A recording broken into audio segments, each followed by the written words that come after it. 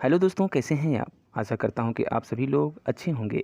तो दोस्तों, आज हम इस वीडियो में आपके लिए लेकर आए हैं मैथिली शरण गुप्त जी द्वारा रचित पंचवटी नामक पाठ के पदों के हिंदी भावार्थ की व्याख्या को।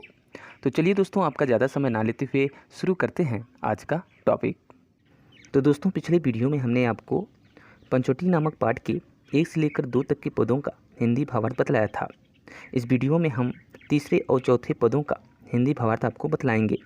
तो दोस्तों, अगर अभी तक आपने हमारे उस पिछले वीडियो को नहीं देखा है तो आप अभी आई बटन पर क्लिक करके उस वीडियो को देख सकते हैं। तो चलिए दोस्तों, सबसे पहले जानते हैं तीसरे पद के प्रसंग के बारे में। दोस्तों, अगर तीसरे पद में प्रसंग की बात करें तो यहाँ पर राम और सीता की कुटी पर पहरा देते हुए लक्ष्मण की विशेषताओं का वर्णन किया गया है। आइए अब जानते हैं हम इन पदों के हिंदी भावार्थ के बारे में। किस व्रत में है व्रती वीर, यह निद्रा का यूं त्याग किए, राजभोग के योग्य विपिन में बैठा आज विराग लिए।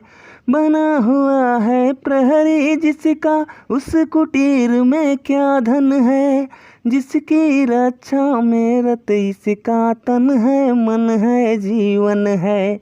मर्त्यलोक मालिन्य मेटने स्वामी संग जो आई है, 3 लोक की लक्ष्मी ने यह कुटिया जय अपनाई है। वीर वंश की लाज यही है, फिर क्यों वीर न हो प्रहरी, विजन देश है निशा शेष है, निशाचरी माया ठहरी। चारु चंद्र की चंचल किरणें खेल रही हैं जल थल में, स्वच्छ चांदनी बिछी हुई है यमुनी और अंबर तल में।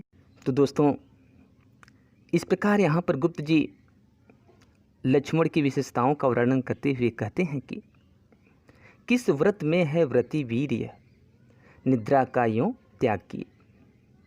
तो यहाँ पे दोस्तों, व्रती का अर्थ होता है व्रत धारण करने वाला।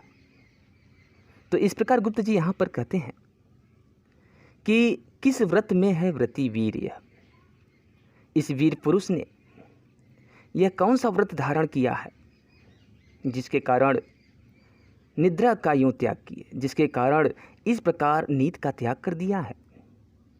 फिर आगे गुप्त जी कहते हैं, राजभोग के योग्य विपिन में बैठा आज विराग लिए। तो दोस्तों, यहाँ पे राजभोग का जो अर्थ होता है वो होता है राजभोगने योग्य।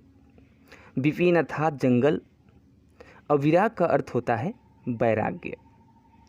तो इस प्रकार फिर आगे गुप्त जी कहते हैं कि राज भोगने के योग्य, यह तो राज्य के सुखों को भोगने योग्य है, परंतु किस कारण से विपिन में बैठा आज विराग लिए, परंतु किस कारण से यह वन में वैराग्य ग्रहण किए हुए बैठा है।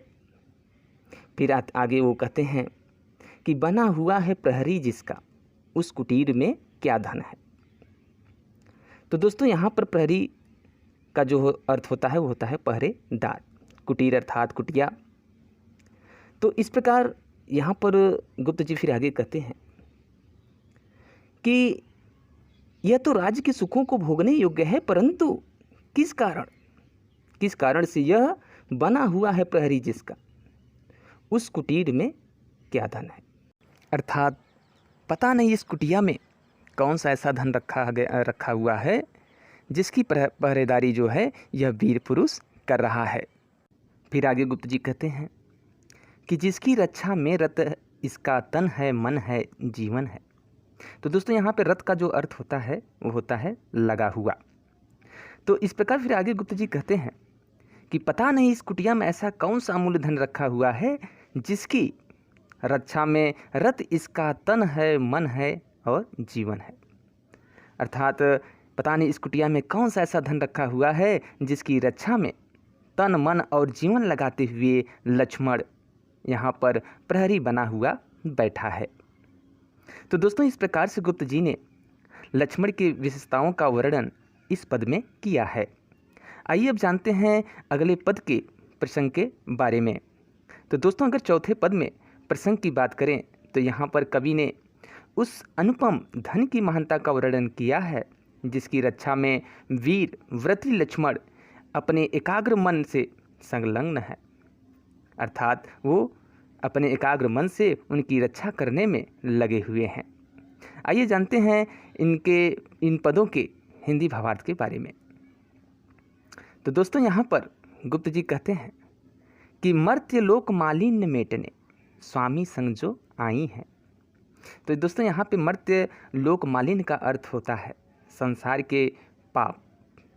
तो इस प्रकार से यहाँ पर गुप्त जी आगे कहते हैं कि वास्तव में मर्त्य लोक मालिन्य मेटने स्वामी संग जो आई है। वास्तव में इस कुटी के अंदर ऐसा अनुपम धन है जिसकी रक्षा एक वीर पुरुष ही कर सकता है, क्योंकि तीनों लोकों की साक्षात लक्ष्मी सीता जी इस कुटी के अंदर विद्यमान है, अर्थात उपस्थित है।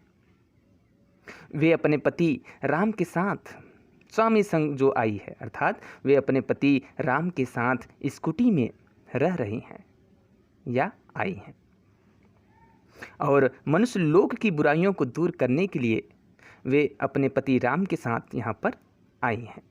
फिर आगे गुप्त जी कहते हैं कि तीन लोक की लक्ष्मी ने यह कुटी आज अपनाई है, अर्थात जो सीता है, जो लक्ष्मी की स्वरूप हैं, जो कि अपने पति राम के साथ यहाँ पर आई हुई हैं, इस कुटिया में आई हुई हैं।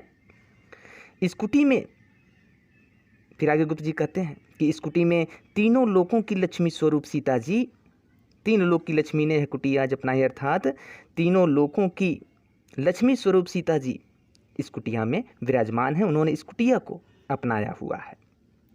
फिर आगे गुप्त जी कहते हैं वीर वंश की लाज यही है, फिर क्यों वीर न हो प्रहरी, अर्थात वे वीरों के वंश की प्रतिष्ठा है। रघुवंश वीरों की वंश है, उनकी रक्षा से ही रघुवंश की प्रतिष्ठा हो सकती है।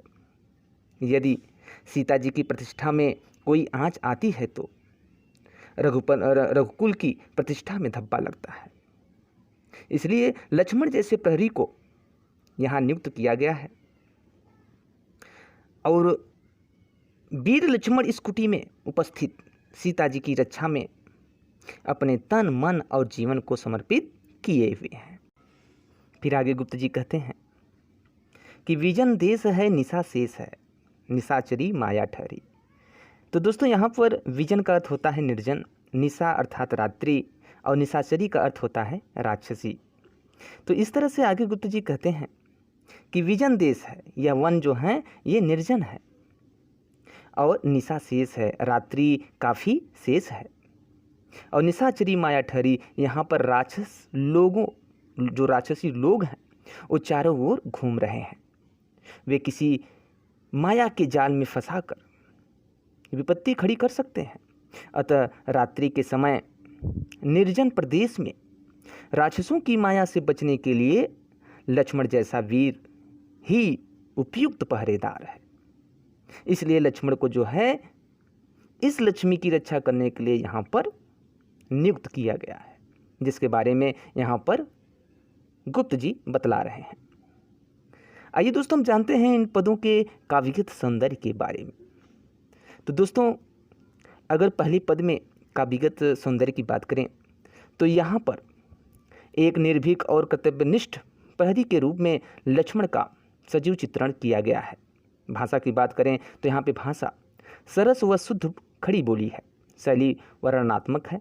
अलंकार की बात करें तो यहाँ पर अनुप्रास अलंकार का प्रयोग किया गया है।